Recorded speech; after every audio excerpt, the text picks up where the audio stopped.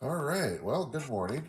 And last night, or yesterday, I should say, I got the inverters, the power inverters.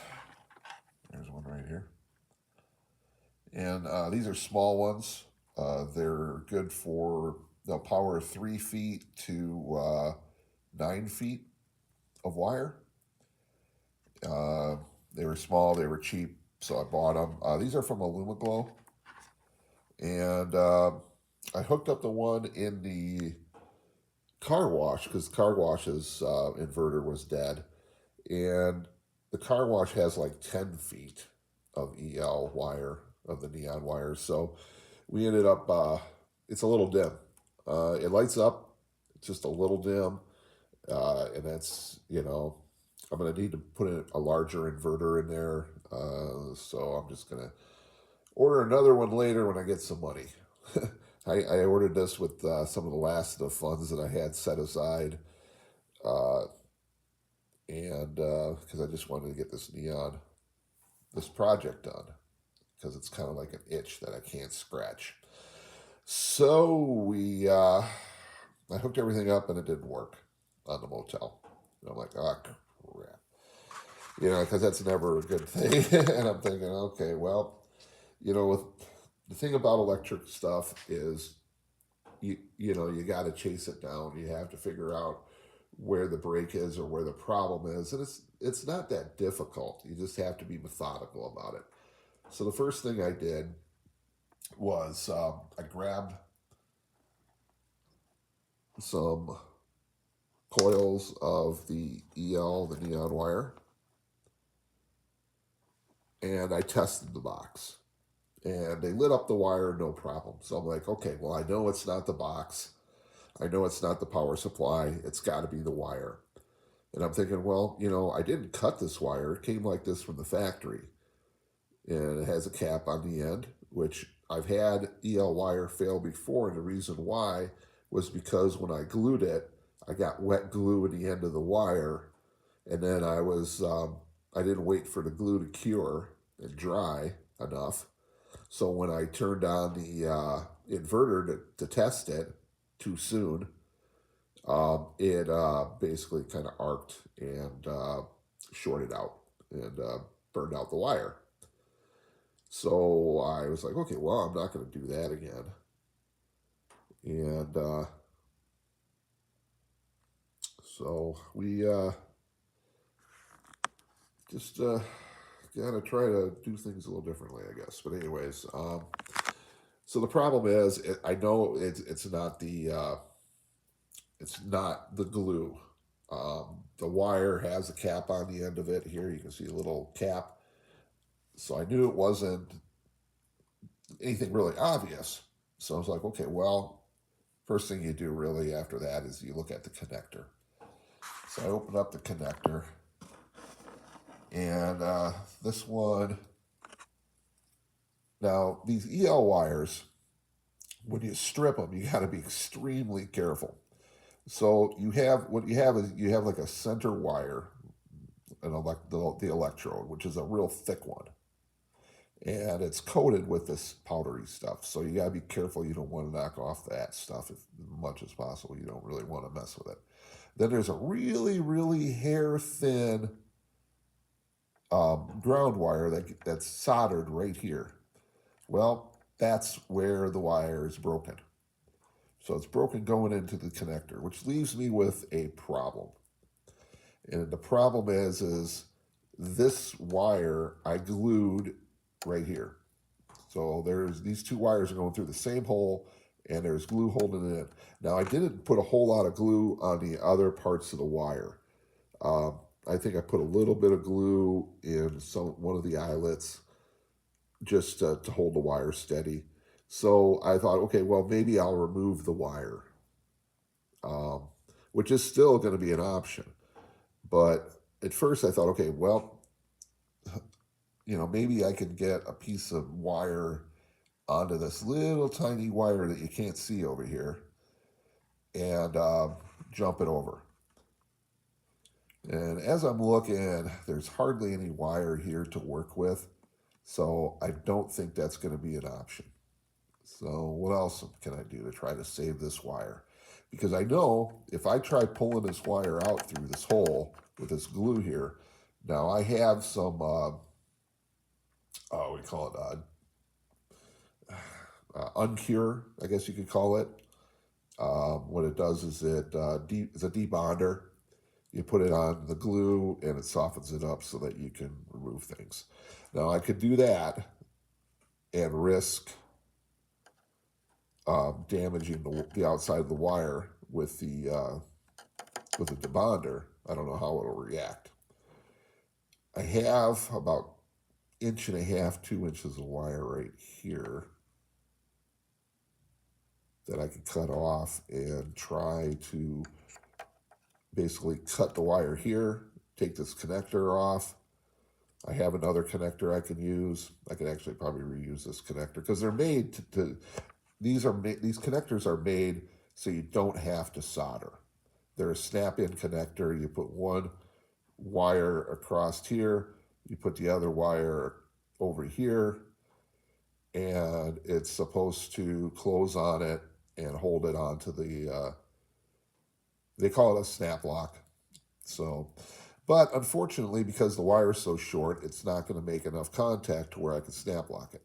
Now I could try to coax a little more wire out of it, but I really don't have much to work with here. You can see I have like 1 inch of wire. So this leaves this as the alternative. So what I'm going to do is I'm going to try to carefully strip this wire, which I'm not going to do on camera because it's going to be too difficult to get the shot in, and do the wire because it's going to be fiddly. So I'm going to make an attempt here to strip this wire and put a different connector on. Now, if that doesn't work, what I'm going to have to do is I'm going to have to remove this entire blue wire out and put in, I have some different colors. I have a green, which would go good with the building. And this one comes out actually like a purple. So, which would work, but I think the green would work better. So, if I can't get this, this blue wire taken care of and working properly, what I'm going to do is I'm going to totally remove it. And then I'm going to install this one because I know this wire works. I tested it last night. So we're going to go with that. Another thing I had happen last night is while I was working on underneath the, over by the car wash, the stoplights came disconnected, and I'm like, okay, I'm not sure exactly which wire goes, which terminal this wire goes in, because it's been about a year or two since I've messed with those.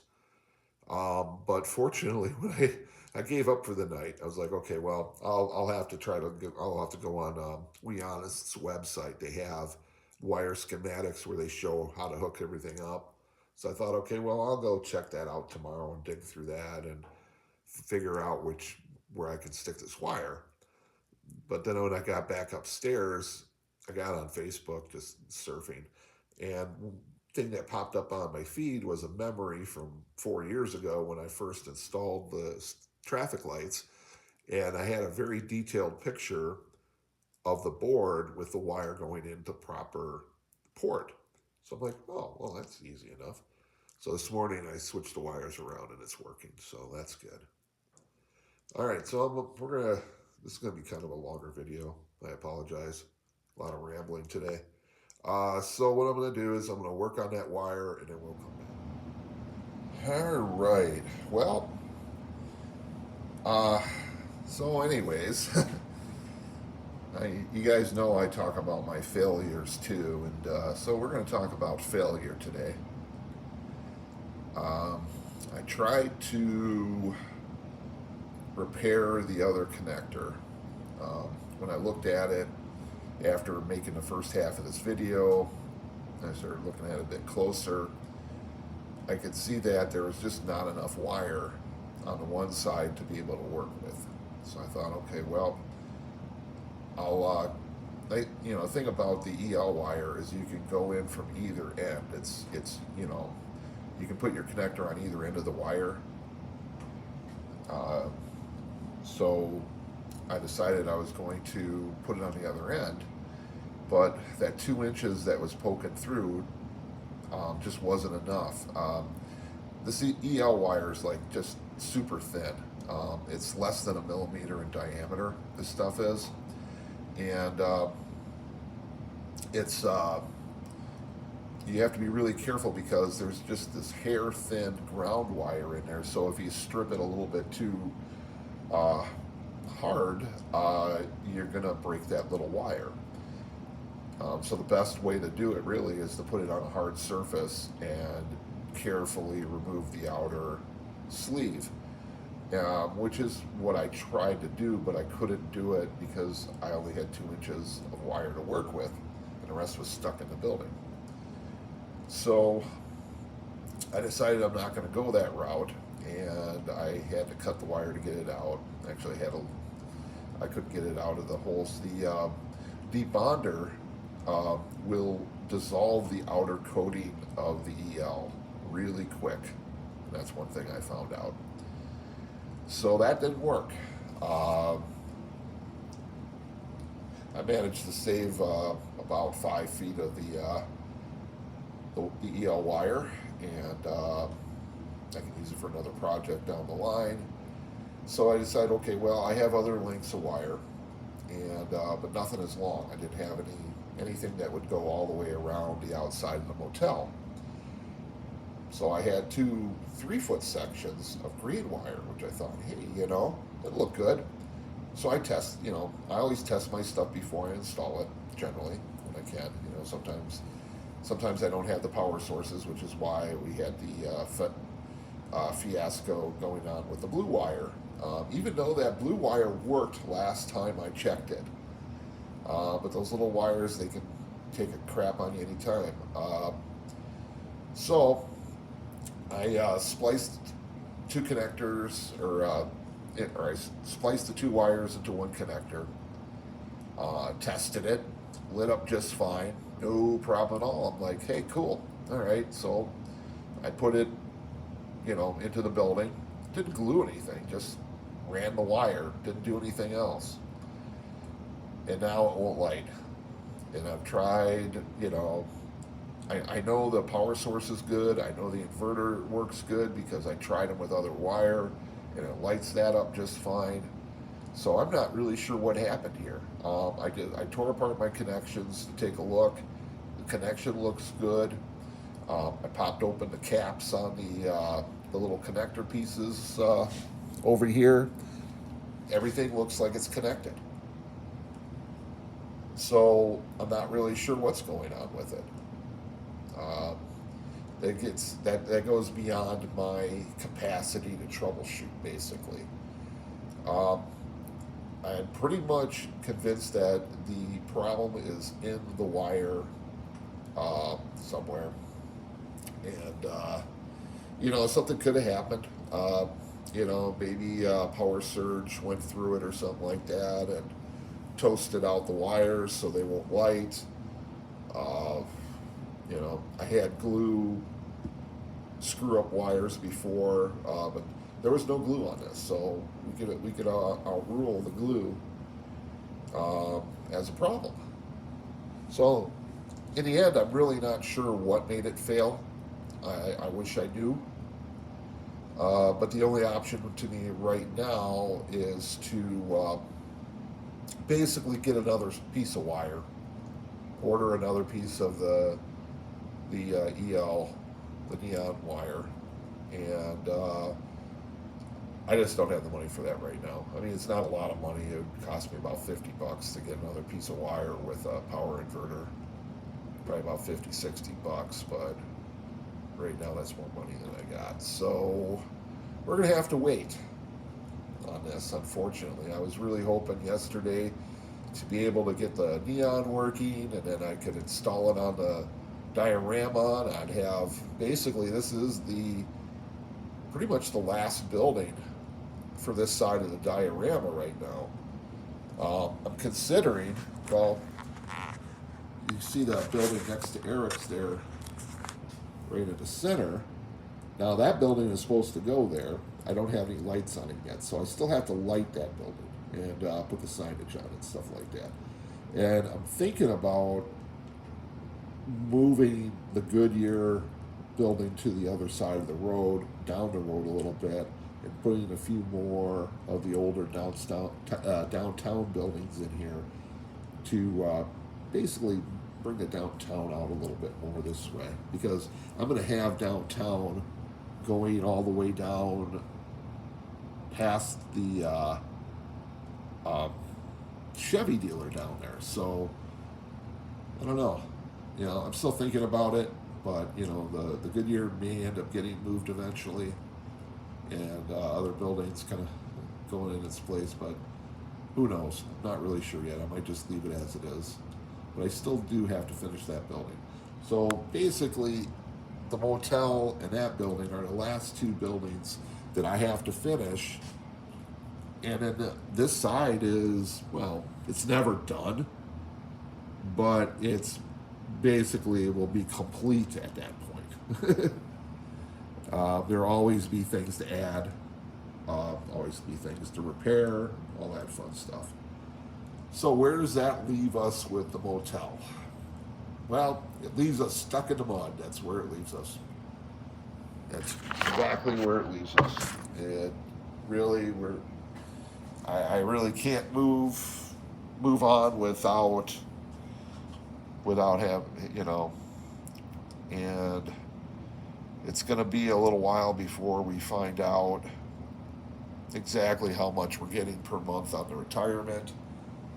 So I don't know how much I can spend on anything right now. So we're basically not not spending anything on anything right now. I don't know. I do have a little bit left in my bank where I could probably get the piece of wire with the inverter, which I might end up doing because this thing is really like an itch I can't scratch right now, and it's kind of frustrated me a bit. And I don't like to be frustrated. So, you know, like I said, guys, you know, I'll show you my successes and I'll show you my dismal failures. And right now, this is a dismal failure because I can't figure out what's wrong with this wire. Uh, you know, it could be as stupid as one of the wires isn't lining up in a connector. When I close it, it moves or whatever. I don't know.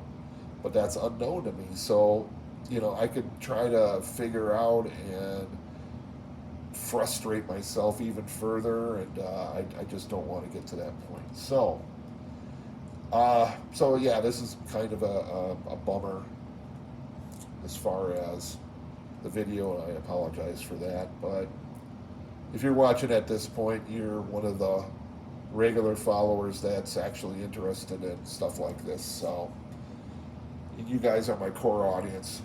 You know, I keep saying that, you know, I want to monetize, and I do, because that's how, you know, I'm hoping to be able to continue on with this and get this other side finished. But my main priority is you guys that want to build dioramas. And, you know, I've been told that I'm one of the more complete as far as information goes, that there's, you know, a lot of people telling you how to do dioramas, but nobody's really getting into the real nitty gritty, I guess.